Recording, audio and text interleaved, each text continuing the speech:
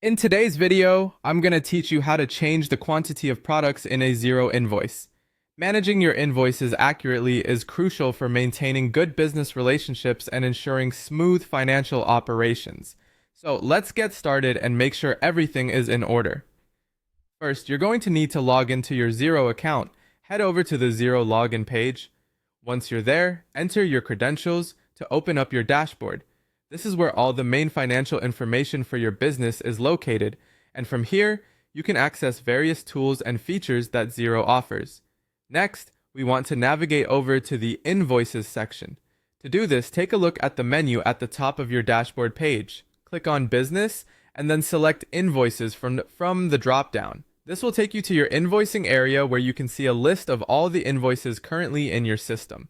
Here, you need to find the specific invoice where you'd like to change the product quantity. Now that we're in the right place, it's time to locate the invoice you're interested in modifying. You can do this by using the search bar at the top or applying filters such as draft, awaiting payment, and others to help narrow down your options. Once you've found the invoice, go ahead and click on it to open up the details page. Before making any changes, check the status of your invoice because you'll only be able to edit invoices that are in draft or awaiting approval stages. If your invoice is already approved, don't worry, there's a workaround. You'll need to click on Invoice Options and then Copy to create a duplicate of your invoice. This way you can make the necessary adjustments and, if needed, you might want to void the original to prevent any confusion.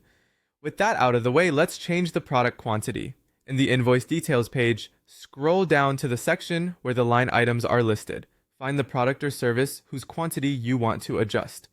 Right under the quantity column, you can change the number to reflect what is now correct.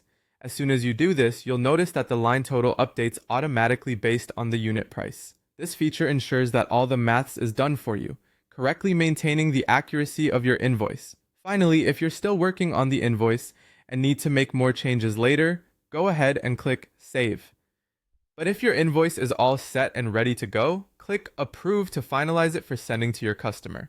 Remember, if you've already sent out the invoice, you'll need to send the updated version to the customer with any modifications you've made. And that's it. With these easy steps, you can efficiently manage and update product quantities in your Xero invoices, keeping everything smooth and error-free.